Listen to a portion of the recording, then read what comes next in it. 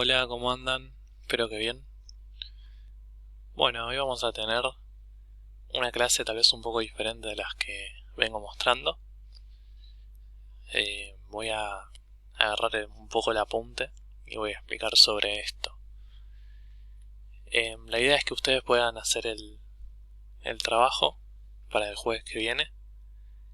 Entonces el lunes me pueden preguntar las dudas que les surjan. El trabajo son los 5 o 6 ejercicios que tienen al final del cuadernillo. Bueno, esto igual necesito que lo lean. Yo voy a explicar algunas cosas, algunos detalles que tal vez no quedan del todo claros.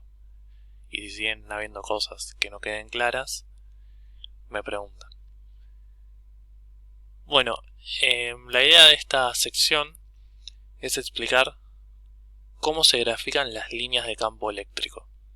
Acá les muestro esta pequeña fracción del video para que vean que las líneas de campo no es un concepto totalmente abstracto, sino que se puede experimentar. Sí, bueno, acá muestro un poco más. Se puede experimentar para lograr este campo eléctrico, ¿no? Con una carga positiva y una carga negativa se pueden ver estas líneas de campo que aparecen. Entonces, ¿cómo las vamos a representar? Bueno, la representación tiene que ver con lo que se pudo ver a partir de la experimentación. Y a partir de eso hicieron un modelo teórico que queda representado por estas dos reglas. La primera dice: el vector campo eléctrico es tangente a la línea del campo eléctrico en cada punto. Bueno, nos vamos a detener un segundo ahí. ¿Qué es que sea tangente a la línea del campo eléctrico? Bueno, primero hay que distinguir dos cosas. Hay que distinguir la línea del campo eléctrico, que son estas naranjitas que están por acá. Son líneas de campo eléctrico, pero no son vectores. Los vectores, recuerden, son segmentos orientados. Los segmentos no pueden ser curvos. ¿Sí? Entonces, yo voy a tener la línea de campo, y en la línea de campo voy a tener que representar el vector campo eléctrico para cada punto del espacio. Bueno, si yo quiero, por ejemplo, el vector campo eléctrico en este punto del espacio, ¿cómo lo represento? Bueno, tiene que ser tangente a esta curva. ¿Qué es tangente? Bueno, tiene que ver con que apenas toca la curva. ¿Sí? Es como que si la parte hasta donde llega el punto, esto salió re feo, pero imagínense que es recto. Si cuando está girando acá llega a este punto y sigue recto, bueno, eso es la tangencia. ¿Sí? Es como que deja de doblar, digamos, en el punto este. ¿Sí? A ver si lo hago un poco mejor. Bueno, salió igual.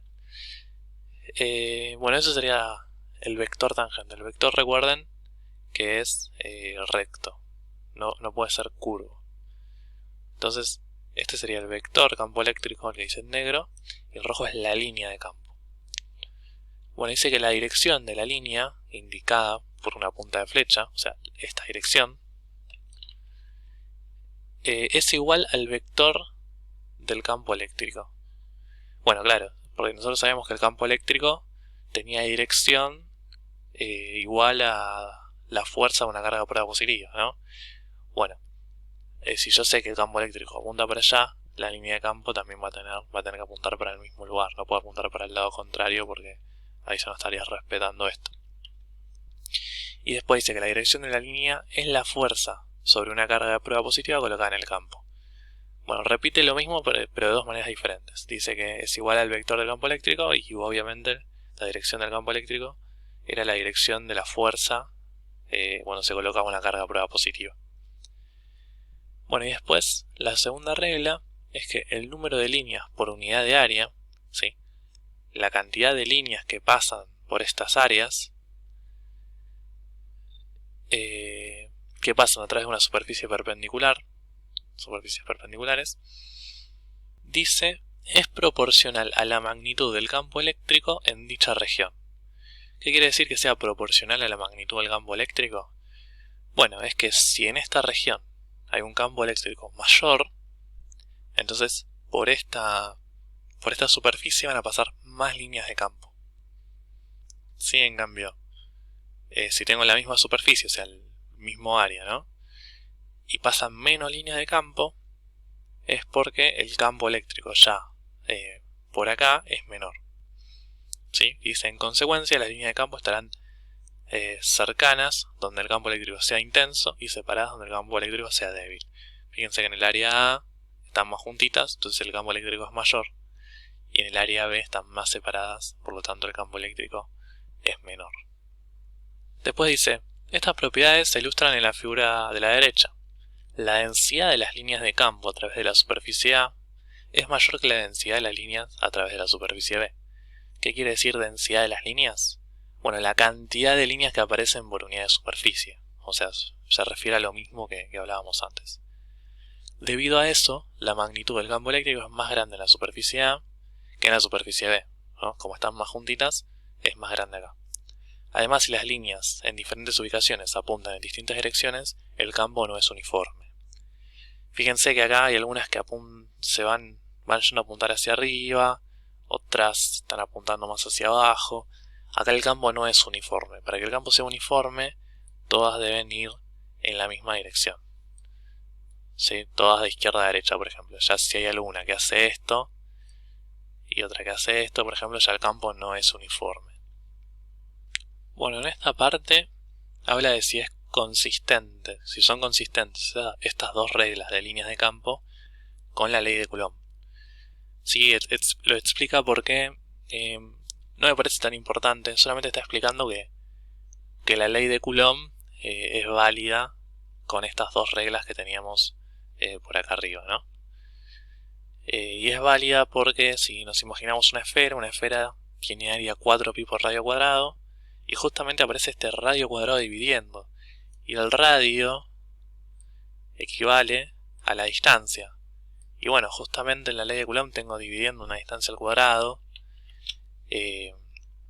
por lo que lo hace válido, y la cantidad de líneas que salían del campo eléctrico o que pasaban por el área tenían que ver, o van a tener que ver con la carga. ¿Sí? Esta n va a representar la carga. Mientras mayor sea la carga, mayor van a ser el número de líneas. ¿Sí? Recuerden que la ecuación de campo eléctrico que viene de la ley de Coulomb es K, que es una constante, así que esto no me interesa, por Q sobre D cuadrado. ¿Sí? El radio cuadrado tiene que ver con el radio de la esfera, o sea que esto funciona bien, y el número de líneas, que lo llama n, va a tener que ver con la carga, o sea, mayor carga, mayor número de líneas. Y obviamente si tengo una esfera más grande, voy a tener un radio más grande, voy a tener una distancia más grande, y por lo tanto, bueno, el campo en esta esfera va a ser mucho menor que en una esfera más chiquita. En una esfera más chiquita voy a tener más líneas, o al menos más densidad de líneas. Fíjense que acá las líneas de campo, si son estas que están por acá que dibujé, en la esfera que está en el medio están más juntitas, la densidad es mayor, por lo tanto el campo eléctrico sería mayor en este área, y en el área que está más arriba ya están más separadas las líneas. Por lo tanto, mientras más me alejo del centro de la carga, menor va a ser el campo eléctrico. Entonces coincide muy bien con la ley de Coulomb, o cómo se calculaba el campo eléctrico a partir de la ley de Coulomb. Bueno, como las líneas de campo tenían la misma dirección que el campo eléctrico, cuando yo pongo una carga positiva que va a generar un campo eléctrico, las líneas de campo van a salir de la carga, ¿sí? En cambio, cuando tengo una carga negativa, las líneas de campo entran a la carga, al igual que el campo eléctrico. Yo esto ya lo había dibujado en alguna clase que di, pero bueno, acá está bien explicado cómo se dibuja. Si la carga sería mayor, y estoy comparando dos cargas, por ejemplo, si esta es una carga Q y esta es una carga del triple de esta, entonces deberían entrar el triple de líneas de campo, ¿sí? Por ejemplo, si esta es de 2 nanocoulomb y yo la dibujé así, y esta es de menos 6 nanocoulomb, entonces tiene que entrar el triple de líneas de campo esta carga. Sí, eso tiene que ver con lo que se explica acá arriba. Y bueno, esta es una imagen de un campo eléctrico experimental, ¿no? Bueno, acá explica un poco que esto está dibujado en el plano, pero en realidad debería dibujarse en el espacio, o sea, que tiene que haber líneas de campo que salgan de la pantalla, ¿sí? Se metan para adentro. ¿Sí? Esto en 3 dimensiones sucede, no solamente en 2 dimensiones.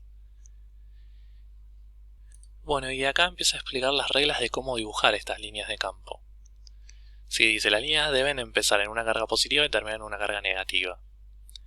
En caso de que no haya un exceso en cualquier carga, algunas líneas empezarán o terminarán en el infinito. ¿Qué quiere decir esto? Bueno, obviamente salen de la carga positiva. Si no hay carga negativa, no pueden terminar en una carga negativa. Entonces terminan en el infinito, como que se van, se escapan. En cambio, si estuvieran las dos cargas juntas, ¿sí? Porque esto es una figura separada de esta, ¿no? Pero si tengo una figura donde están las dos cargas, bueno, las líneas tienen que empezar acá y terminar acá. Sí, harían algo así. Sí, esto seguiría para allá, esto seguiría para allá. Sí, como que empiezan acá y terminan allá. Más así. Sí. Y bueno, y algunas ya se van para el infinito también. Acá estarían viniendo del infinito, ¿no? Sí, cuando yo tengo las dos figuras juntas, que creo que después está la imagen. Cuando tengo las dos figuras juntas, salen de la carga positiva y entran a la negativa. Pero ya cuando hay cuando ya no pueden, llega un momento que tal vez giran, pero mucho más arriba y ya no se dibuja, digamos. Acá está la imagen, ¿ven? Esta podría llegar a unirse con esta, pero bueno, ya la que viene por acá, esta justamente se va para el infinito. Y bueno, y muchas de estas también, o al menos no entran en el dibujo para poder mostrar. Esta seguro, pero esta después tal vez hace algo así y no vamos a estar haciendo todo el dibujo. Bueno, acá un poco lo que hablaba antes. El número de líneas que salen de una carga positiva o se acercan a una carga negativa será proporcional a la magnitud de la carga. O sea, tiene que ver con... O sea, la cantidad de líneas que salgan o entren de la carga tiene que ver con qué tan grande sea esa carga. ¿Sí? Si tengo una carga... tengo dos cargas y una es del triple de la otra, entonces si salen cierta cantidad de una carga, a la carga que es el triple tiene que entrar el triple de esa cantidad. ¿Sí? Por ejemplo, eso creo que lo muestran acá. Por ejemplo, esta es una carga de 2Q y esta es una carga de menos Q. Entonces, de esta carga salen 1, 2, 3, 4, 5, 6, 7, 8, 9, 10, 11, 12, 13, 14. Y entonces a la carga negativa deberían entrar, creo que me olvidé de contar algunas. Si me parece son 16, entonces en la carga negativa entran 8. ¿Por qué? Porque esta carga es el doble, entonces tiene que haber el doble de líneas. Y esta carga es la mitad que esta. Entonces tienen que entrar la mitad de líneas acá. Esto está todo explicado acá. Bueno, y lo último, dos líneas de campo no se pueden cruzar. ¿Sí? Eso no hay mucho para explicar, solamente cuando las dibujamos no se pueden cruzar dos líneas de campo. Y bueno, después habla de esta equivalencia, ¿no? De esta proporcionalidad, ¿no? Si de Q2, por ejemplo, salen Q2, supongamos que es de 9 nanocoulomb. Y sabemos que de Q2, cuando la dibujamos, salen, qué sé yo, 12 líneas. ¿Sí? Después tengo otra carga que es de 6 nanocoulomb. Y es la que quiero dibujar, ¿no? Quiero saber cuántas líneas llegan a la carga de 6 nanocoulomb, o cuántas líneas salen si es positiva. Bueno, entonces voy a calcular este n.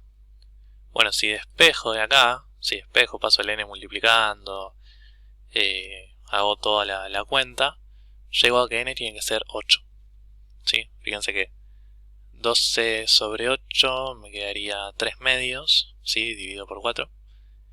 Y esto también me da 3 medios. Entonces, si tengo una carga de 9 nanocoulomb donde salen 12 líneas, de la carga de 6 nanocoulomb tiene que salir 8. Y así puedo calcular cuántas líneas tienen que salir o entrar de cada carga.